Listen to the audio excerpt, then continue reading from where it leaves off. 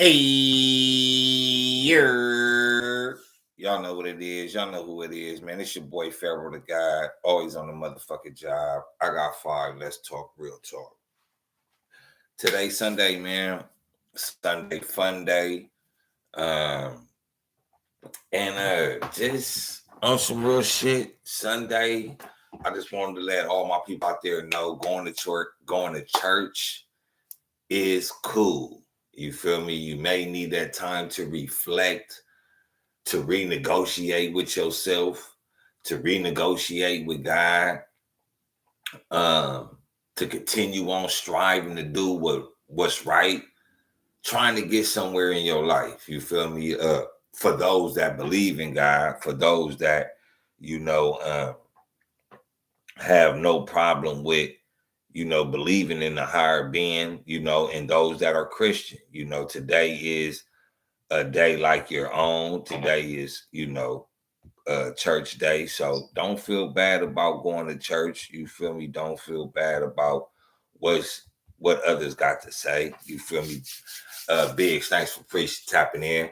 A lot of people allow themselves, to be affected by a lot of things that we see in this world. Like, just, being or not wanting to go to church, to renegotiate shit with yourself. You feel me? Just to see a different path to yourself. So like I said, today's Sunday.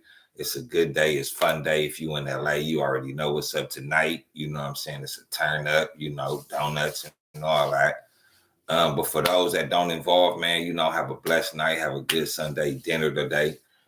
Transpire throughout this day, feeling peaceful, feeling awake, feeling better than what you did last week. So, try to take yourself outside of what you normally do. Y'all see the comments, you know what I'm saying? Hey, and I know y'all probably ready to get into it, but right now, y'all know what I do though, man. I'm gonna go ahead and play this song, Crenshaw song. So go ahead right after this small intermission. Oh, that's what it is. Yeah.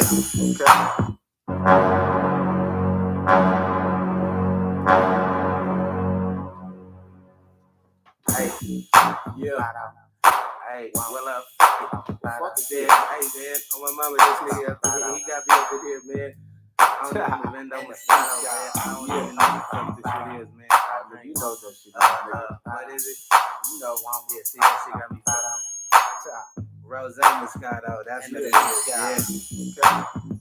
Look, I'm off this, Marie Moscato. In the studio right now, chilling. Big yellow bottle of the Rossi, higher than the California palm tree. Slapping off this YVB. In the zone and I'm going like the wind. Suck it off, not my friend. Night, gon' bust the bottle on his head. And I could do this all night. Roll a blunt, now I'm looking for a light. Little bitch over there thinks she is. Man, I ain't fucking with these broke hoes. Go so big, then a homie called it sumo. Made a movie on the bitch so quick. Then I did the Hulk like this. Hella stocky like a Billy Brad Pitt. Not sweat it all out off my window. Old school, now I'm smoking on some endo. In the studio with my kinfolk. Hey, on my mama, watch me, man, this shit crazy, man. This is a trap, man, on my mama's What you thought, my nigga? Motherfucking COE, nigga, young venom in this bitch. About to go up in this bitch. Nigga, know what it is. Nigga, don't even need no hook, this motherfucker. They just do it. Get it. Shout out, nigga, 919. Nigga, we do it. and the big guy. The damn thing changed, still doing new things. Fresher than the bitch down to the shoestrings. The knick-knack, lower stack, Mr. Move things. Already got a couple chickens doing brand new things. Niggas screaming that the West is back, but we ain't never won the West. So how the fuck is that? Look, we stay stunting, no front, yeah, we got it good. See me on TV, I never went Hollywood. Couple hoes from the video, I ain't tripping off a city hoe, really though. Me and Bad Boo trump tight.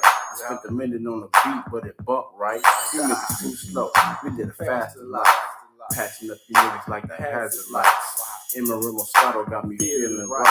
Niggas know I shit when I grab the mic.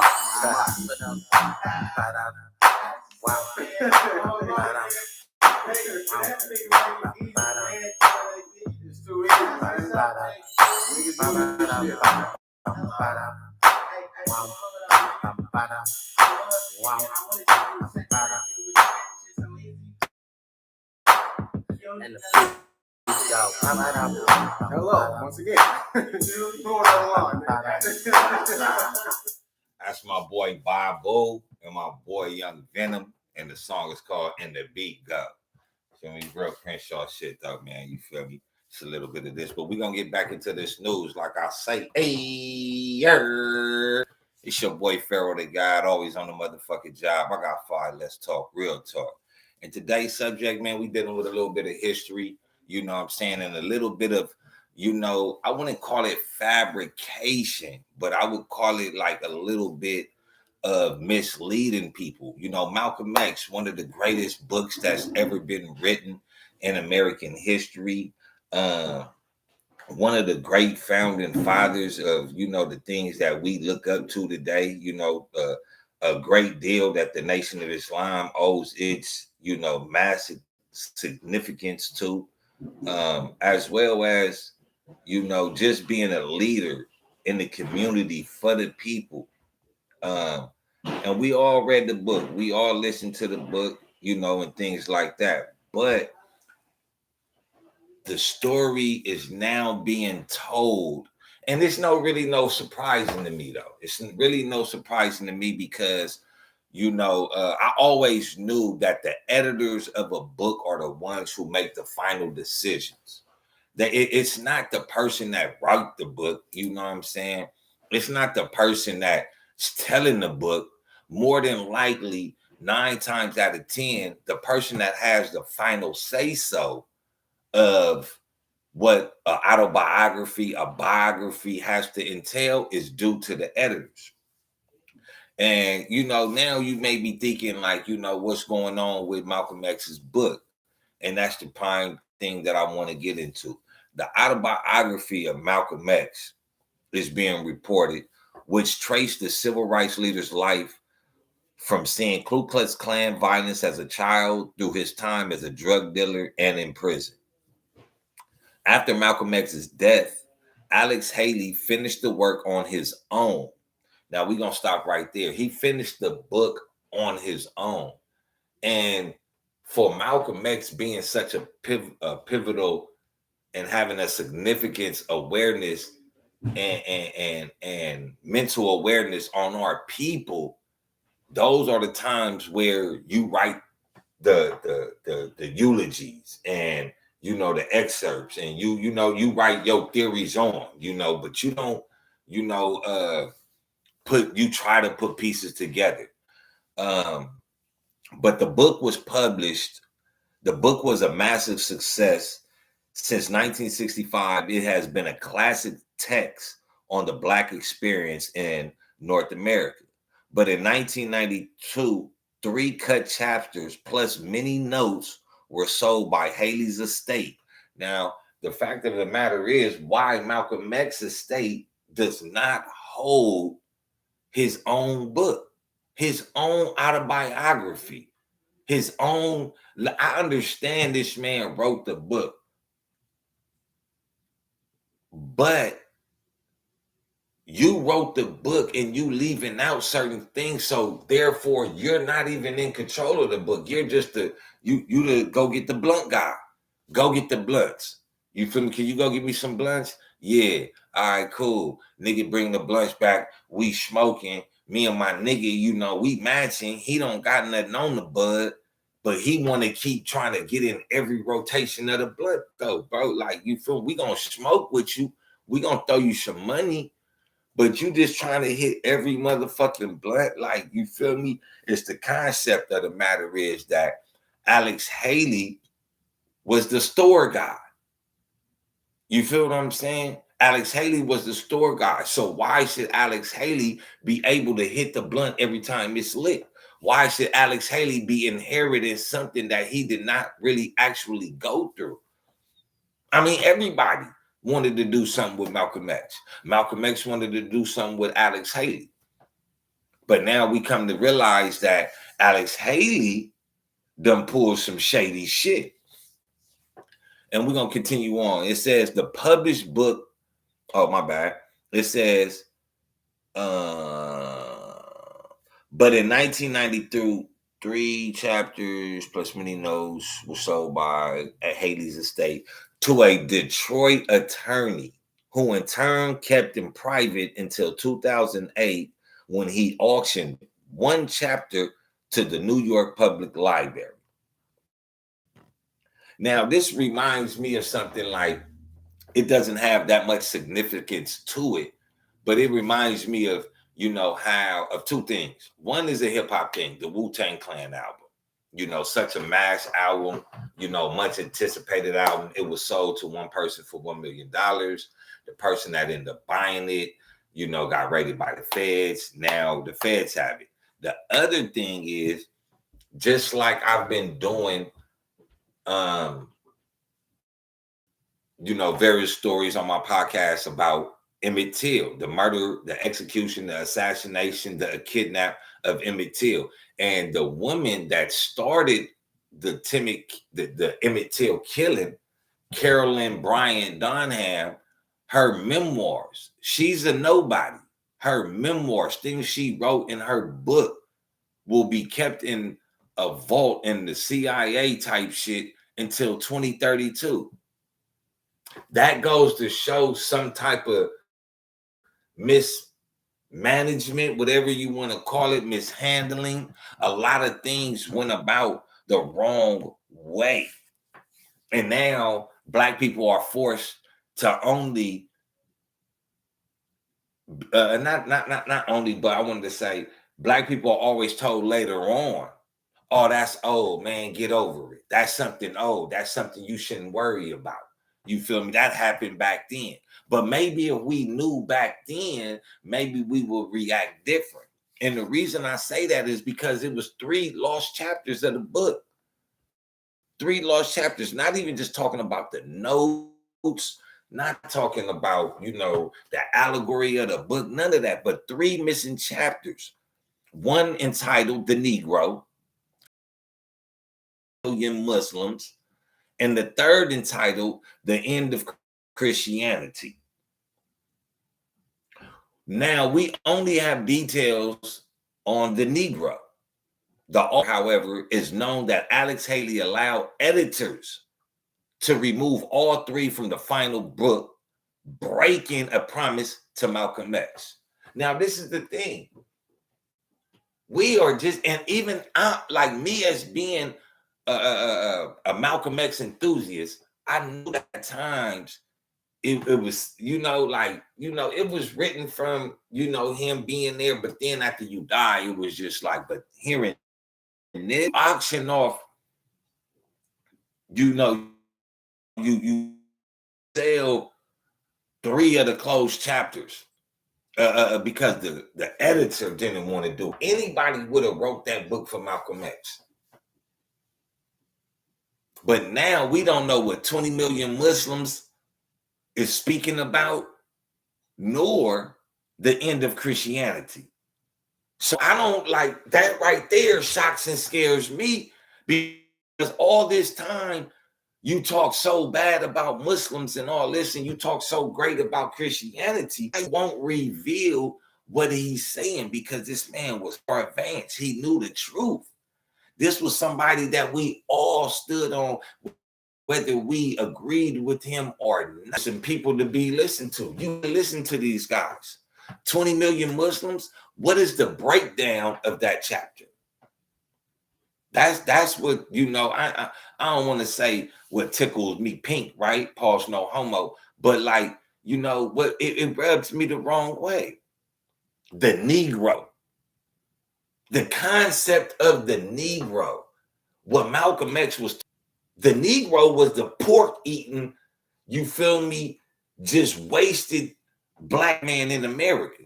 Not talking about waste, I'm talking about just wasting his life. You feel me? That we don't see our own potential. We so scared to put certain things into play. way that we need to grow. The docile character, the sterile character of the Africans in America. That's who we continue to be. That's what the Negro is. But then you have another chapter called 20 Million America, do you? Or you don't want to know it's 20 million black Muslims in America, do you? The end of Christianity, that means the end of their rule. And I'm no Christian hater, bro. Yes, I'm a Muslim. Yes, I'm Muslim. Yes, I am Muslim, but I am no Christian hater, bro. I'm not no Christian hater. But the rise and fall of Christianity has a beginning and an end to it. You say, how? Go back and check out some of the rise and fall of the Roman Empire, how long they led, 600 years to be exact, right? 6 representing the devil. But they don't want us to know a lot of things or to understand a lot of things. And this right here is another betrayal of a black on black crime. That's another betrayal, bro. If you go back to the Emmett Till, videos I just did, you will see now that it came out just like this came out that a black man helped kill Emmett Till. You know what I'm saying? Black man helped kill Malcolm X. Black man helps suffocate Malcolm X's 3 chapters of probably some of the most important parts of his book. But let's continue on to see how Alex Haley, the bootlicking house nigga, fucked Malcolm X over. Haley and Malcolm X had different initial visions for the work. According to history, at first Malcolm X was not keen on autobiography, preferring a book of essays that would castigate white society and lift up the value of Islam. It was Haley who was interested in Malcolm X's personal story and convinced him to go in that direction with the book. And I could definitely see this. Alex Haley being a writer, wanting to document, great people of this Renaissance time. The Harlem Renaissance was, I think it was just, don't fault me if I'm wrong for this, it was just ending, or like it was also during around the same time. So as a writer, I would understand this, right? But being a writer in the Harlem Renaissance time, the time of Malcolm X, you would understand, you would see, that he has something of value to the American, to the Africans in America. But if you are a Christian and you don't tell a Muslim full story, you are already showing him the hatred, discrimination, and bigotry that he is to receive by just his beliefs alone. Even though you are a black man, even though that you and I are still getting punished for the same America just based off our skin. But by you being Christian, you take it upon yourself. Your views are different from mine, so you take it not to push the book in the venue or the avenue that I wanted to go. Even though Malcolm X was like, all right, we're going to do the political, the autobiography, which was cool because I remember it had such an impact on me when I was young that I remember we used to have these big ass motherfucking disc players and shit, right? They was like, I forgot what they was called, but they was like damn near like 8 tracks, like not 8 tracks, but record players and shit, right? Nigga, and I remember nigga had the Malcolm X one, and it had it was all black with the gray X in the front. And I used to be like, man, like, nigga, watch this shit one day. And that shit, every time I wanted to watch a movie, I would not watch a movie because I wouldn't watch this Malcolm X movie. I was like, yeah, I can't watch no other movie. I ain't gonna watch that. I end up watching it. But it led that, you know, his of knowing who he was and what he meant to the society led me to, you know, digging into his book, reading it numerous times. But to know that this man has that type of sway, you don't want to publish that, you are now giving in to the enemies of our kind. And I understand you being a writer, you want to make a great autobiography, but when he died so suddenly and abruptly, that calls on you to put the 3 up in there. Or you know, everybody know who Malcolm X is. You don't just go with this editor. Oh, fuck it. And you know, I could be saying, and I'm gonna say this, you know, maybe he just wanted the book to be out there and then later on publish it. But that also does a disservice to the community because you got to think about it, bro.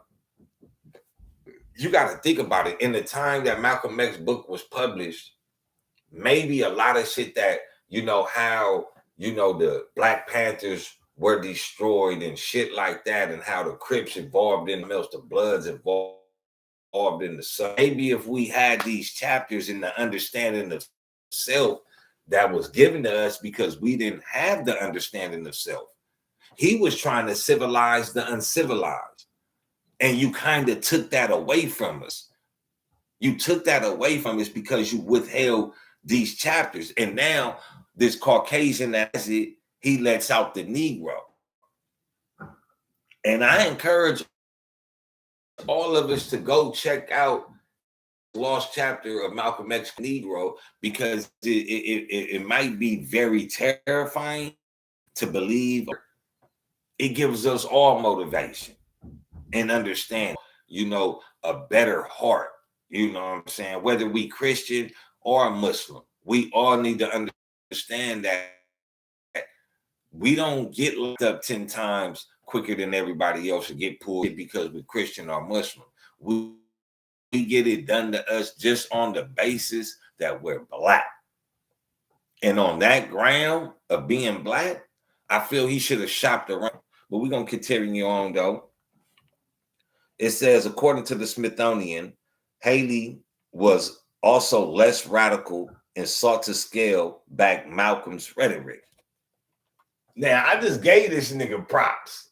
I just tried to make this nigga like be like, oh, you know, well, maybe, you know what I'm saying, he just, you know what I'm saying, it was a bad time, you know what I'm saying, some shit like that. Like, I'm trying to get a nigga some help. Maybe, you feel me, it was some fucked up shit. But he was trying to scale back. I didn't even want to call him a house nigga. You see how that worked?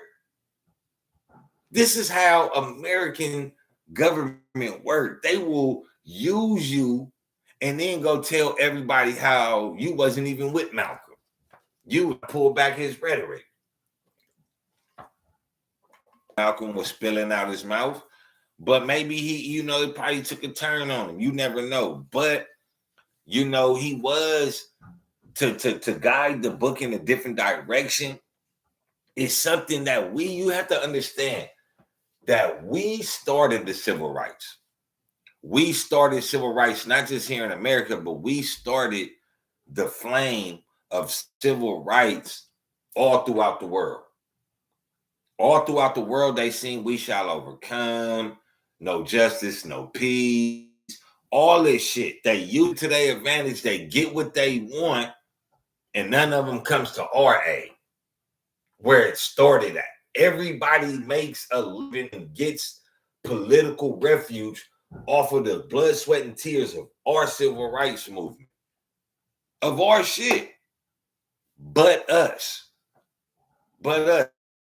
And there's a lot of people out there going donkey around and, you know, oh, you know, Black do this and Black people do that. And but at the end of the day, though, bro, what time you gonna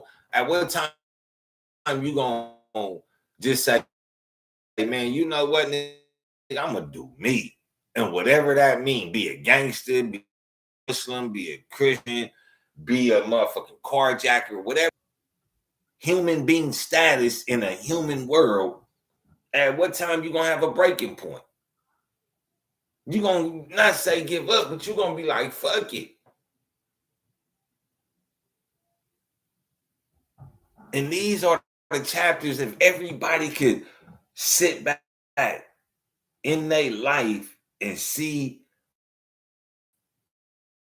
how Malcolm X changed the world, how Malcolm X changed the mentality of, you feel me? You feel me? No disrespect to Martin Luther King, but he was, no disrespect for those that think Dr. Martin Luther King wasn't no revolutionary. He was a goddamn revolutionary on the same plateau as Malcolm X. He showed you, no matter how much Christian, no matter how much you go to they services and try to be like them and integrate with them, you will never be them, and they'll never accept you as equals. And that's just the meat and potatoes of it. This explains the exclusion of the Negro and possibly the other two chapters. The Negro departs from the Black leader's life and takes the form of an analytical essay through history. It criticizes a racist society, but also rebukes what Malcolm saw as the failed Black response to it.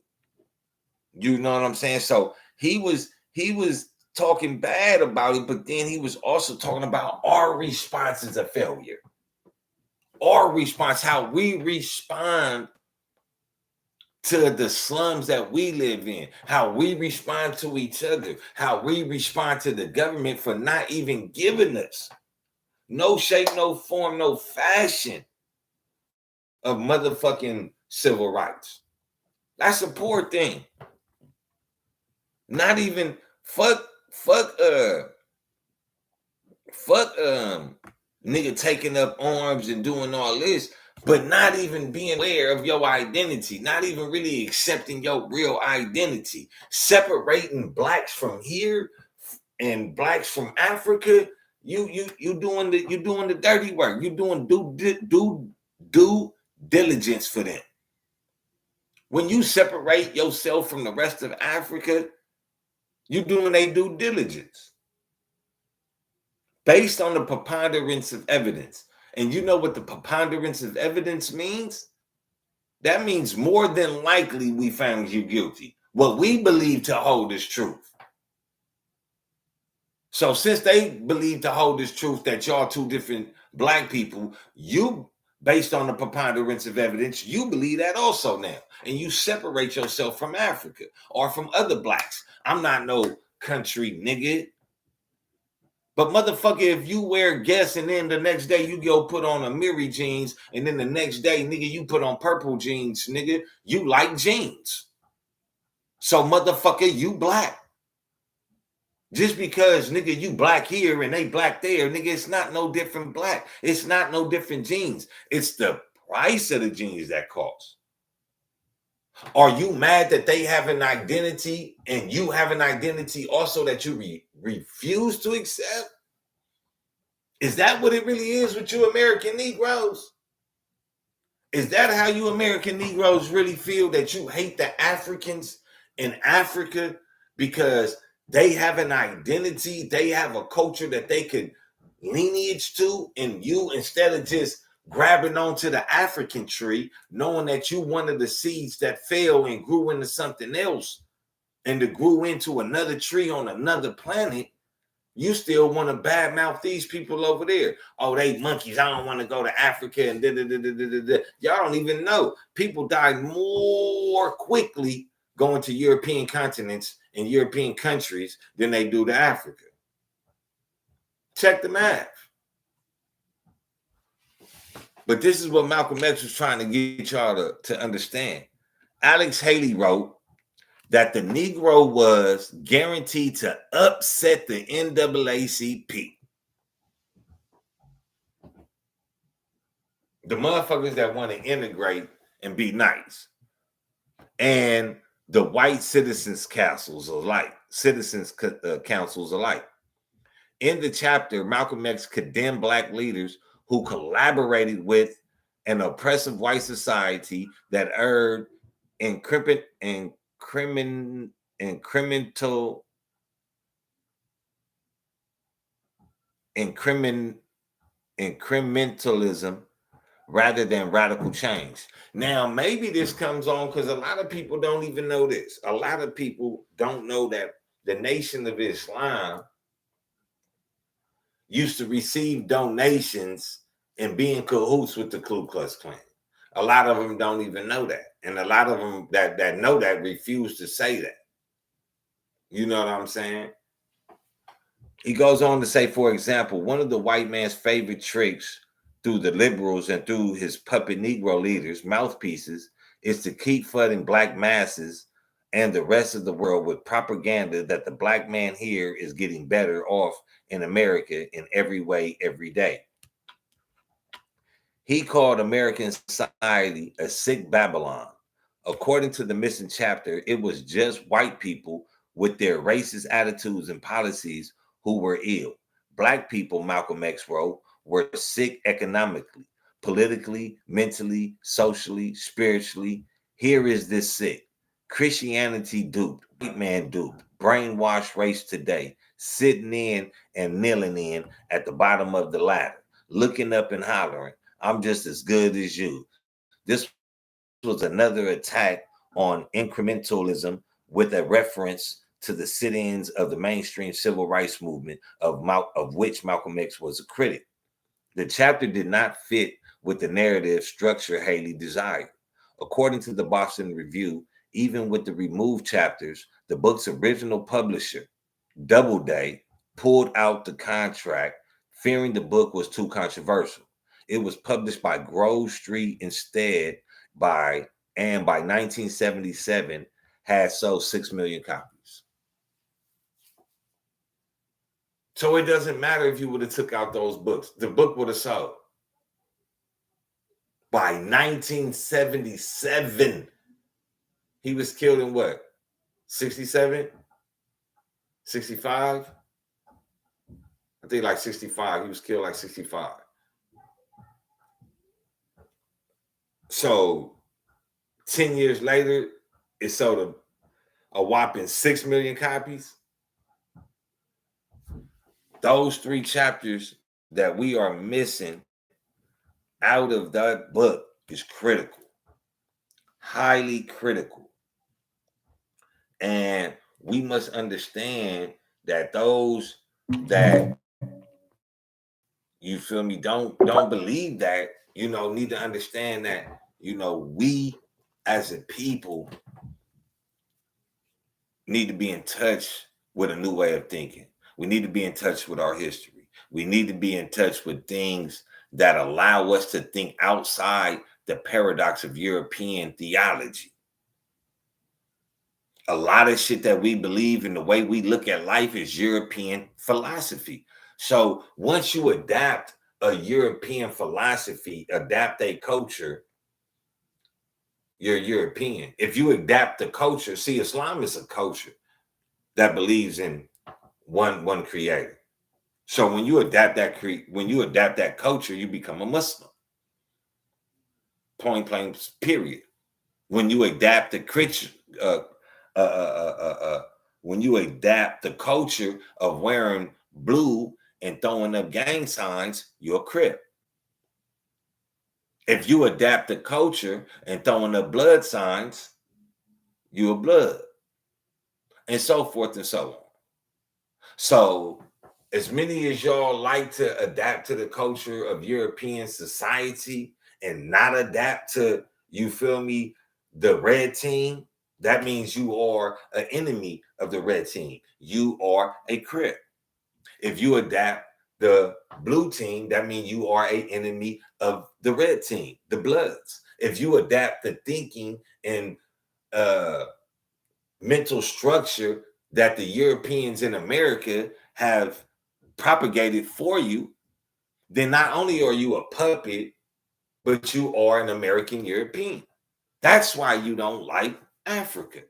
That's why you don't like Muslims, because you have adapted, you have accepted this culture, this lifestyle, even though you don't see it as being forced upon you.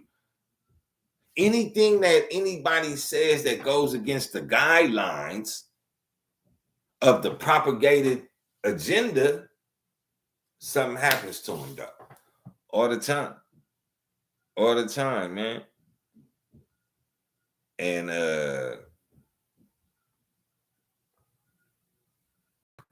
people got to understand that. You know, we must know that we have something and we need to build on it. We need to not sit up here and, you know, think that, you know, we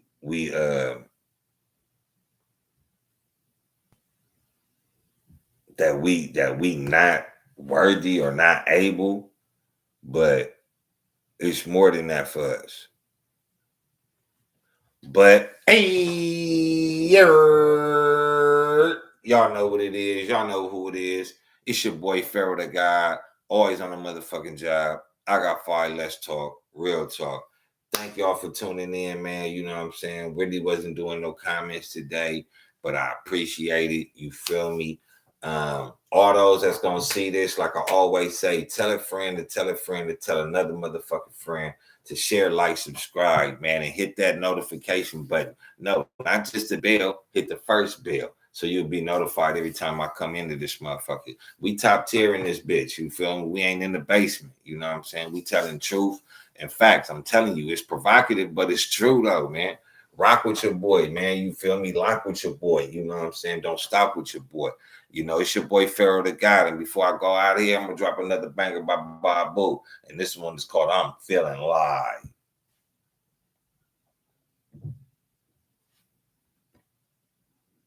I'm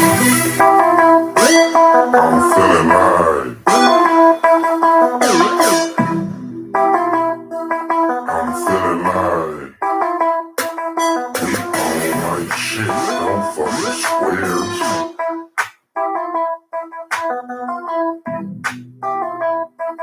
We on like shit. I'm feeling like you can come chill right here. We On like shit. don't fuck with squares.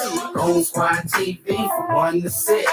So don't watch me. Watch TV, tread. I'm on my Shit. I'm working my Chevy. I'm popping my P. out of old school. Chevy. I'm on my Shit. I'm working my Chevy. I'm popping my P. out of old school. Chevy. I'm in the center of it all, just like Paul Gasol, bro. You ain't said nothing slick to a can of all, ho. Oh, Gorilla, gorilla. cold nigga, might pull up in my night rider, bang it, I feel it. Laughing at her. Oh, that's what she had. Don't throw it in the bag, man. Throw it in the trash. Persistent. She all about the money. She keep going and going like the Energizer button. So I'm popping that little mama in her Dolce Gabbana. She fucking with them guppies. Now she want a piranha. Watch me do the tidy in my Robert Cavalli. I seen Scotty on MTV. Now I want a Bugatti. 20 on my wrist, the 15 in my mouth glow. I might shut little Debbie's down with all my dough. 20 on my wrist, the 15 in my mouth, bro. I might shut little Debbie down with all my dough. Feeling like you come chill right here. We On like shit. don't fuck with squares. Goon Squad TV from 1 to 6. So don't watch me. Watch TV, tread. I'm on my Shit. I'm working my Chevy. I'm popping my P. out of old school. Chevy. I'm on my Shit. I'm working my Chevy. I'm popping my P. out of old school. Chevy. She ain't little mama, so I roll in my two-seater. 2 Francos, stunning shades, and a white beard. Stewie Huey braids, but I still need a lineup. If you ain't really Goonie, pimpin', get from around us. T's in the air, let them know what you represent. We bustin' with revolvers, we ain't leaving no evidence. Throwing money in the air, got them looking disgusted. They tryna act cool, man, but I don't trust. So throw your T's in the air and let them know what you represent. Bustin' with revolvers, we ain't leaving no evidence. Stewie Huey braids, but I still need a lineup. If you ain't really goody pimpin', get from around us. It's me and little mama, so I roll in my two-seat.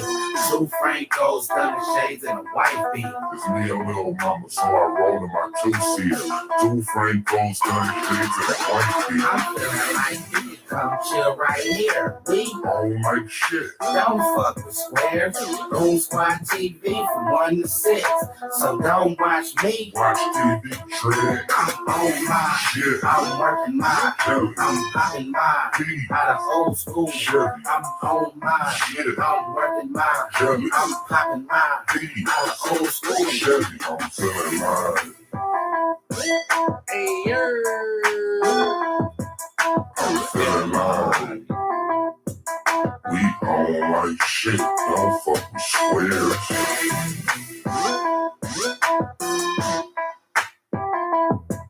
We don't like shit. Y'all know what it is. Y'all know who it is, man. It's your boy Pharaoh the God, always on the motherfucking job. I got 5. Let's talk real talk. Man, that's that real original Crenshaw music, nigga. Like, y'all niggas ain't knowing, though, man. But like I said, though, man, I reached that 700 subscribers. I'm going to drop how a nigga was running Crenshaw. We made Crenshaw famous. I'm going to keep saying it, man. Nigga, tell me somebody else that was banging Crenshaw, that was claiming Crenshaw, that was doing their thing. The only this what I'm going to say. The only motherfuckers that ever claimed Crenshaw was Crenshaw Mafia. Crenshaw Mafia Bloods. And they wasn't even, they was on some gang shit. Like making it famous, worldwide trap story. Like, yeah, come through, have fun, get your bitch flipped. Nigga, your bitch might come up missing. Yeah, nigga Crenshaw. Nigga Crenshaw where it's at. Like I said, man, I'm going to run you that story. 700 subscribers, though. Let's go, man. Tell a friend to tell another motherfucking friend to tell another friend to share, like, and subscribe. All y'all on Clubhouse, man. Go follow me. Check out my videos on YouTube. I got 5. Let's talk. All one word, no spaces, man. Get your boy up there, man. Thanks for rocking with me, man. Y'all know what it is. Y'all know the call. Hey,